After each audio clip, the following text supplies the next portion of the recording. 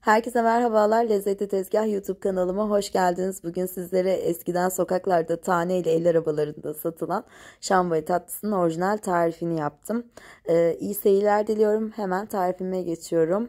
Malzeme listemi açıklamalar kısmına bırakacağım. Öncelikle derin bir kaseye 2,5 su bardağı irmik alıyorum.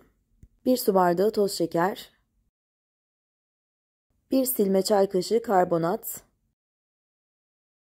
Bir tahta kaşıkla kuru malzemeleri güzelce karıştırıyorum.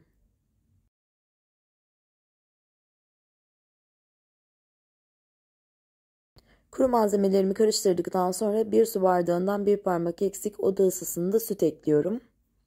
Şöyle yine tahta kaşıkla karıştırıyorum. İsterseniz bu esnada elinizle yoğurabilirsiniz. Ben tahta kaşıkla böyle eze eze 5 dakika kadar karıştırdım.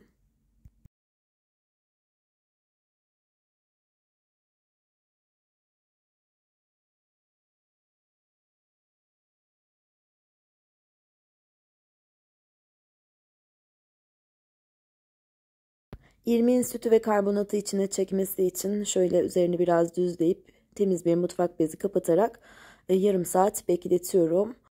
Hamurum dinlenirken ben de tepsimi yağlayacağım. 1 çay kaşığı oda ısısındaki tereyağı ile güzelce yağlıyorum tepsimi. Bu arada tepsim 20'ye 20 ölçülerinde kare bir borcam ve küçük bir borcam. Eğer çok fazla yapacaksanız malzemeleri 2-3 katına çıkarmanızı tavsiye ederim.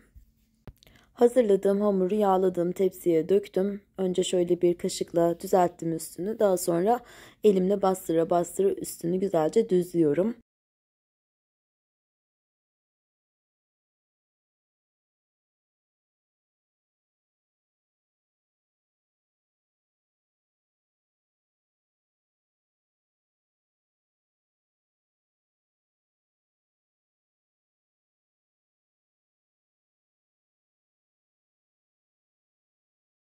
Evet, elimle güzelce düzelttim üstünü. 1 çay kaşığı üzüm pekmezini 2 yemek kaşığı suyla seyrelttim ve üzerine hem düzeltip hem sürüyorum.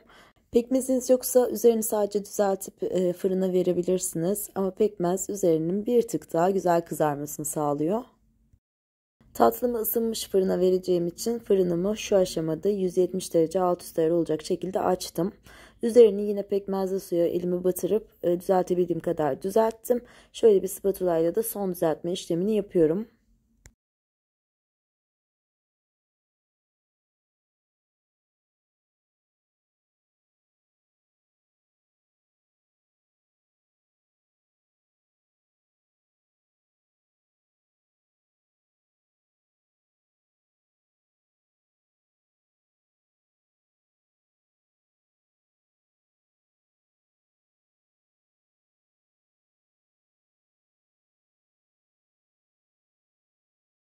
Tatlıyı fırına vermeden önceki son aşamada nasıl dilimleyeceksek o şekilde iz bırakmak tatlıya.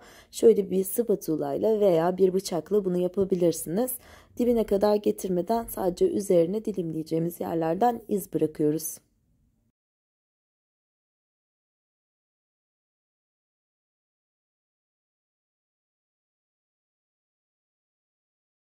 Ve en son olarak şambali tatlısı dediğimizde ilk aklımıza gelen kuru yemiş tabii ki yer fıstığıdır. Tuzsuz yer fıstıklarının üzerlerine diziyoruz.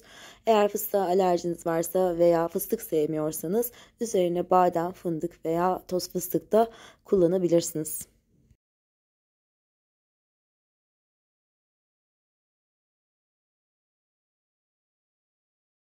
170 derece önceden ısıttığım fırına artık tatlıyı gönderiyorum.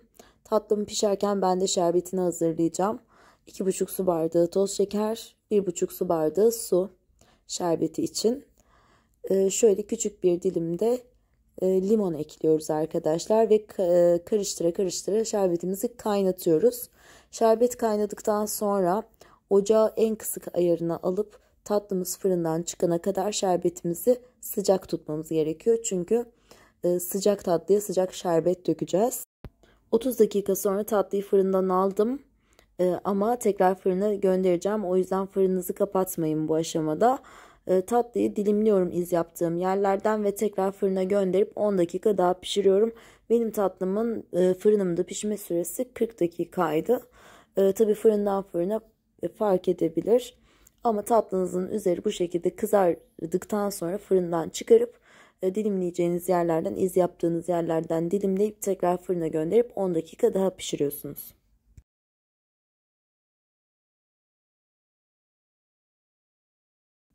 Evet, tatlım 10 dakika daha fırında kaldıktan sonra gördüğünüz gibi pişti ve nar gibi kızardı. Tam istediğim gibi oldu gerçekten. Hemen şöyle 2 dakika kadar oda ısısında beklettikten sonra ilk sıcağı çıkınca şerbetini veriyorum. Şerbetin hepsini tatlının üzerine birdenbire dökmüyoruz. Bu şekilde kepçe ile yavaş yavaş üzerinde gezdire gezdire döküyoruz. Kesinlikle buzdolabına koymuyoruz bu tatlıyı çünkü sertleşir ve şekerlenebilir. Tatlımızı oda ısısında bir yerde muhafaza edip 4 saat sonra artık servis edebiliriz arkadaşlar. Eğer vaktiniz varsa bir gece sonra da yani ertesi günde servis edebilirsiniz. Evet, gerçekten şahane oldu. Ben çocukken okulun kapısında o seyyar arabayla duran amcanın tatlılarına benzedi. Hem bana geçmişi hatırlattığı için hem de tatlıyla aram çok iyi olduğu için sanırım ben bu tarife bayıldım. Ve gerçekten içime çok sinen bir tarif oldu. Umarım siz de beğenmişsinizdir. Beğendiyseniz beğen butonuna tıklamayı, kanalıma hala abone değilseniz abone olmayı lütfen unutmayın. Bir sonraki videomda görüşmek dileğiyle, kendinize çok iyi bakın. İyi seneler diliyorum. Hoşça kalın.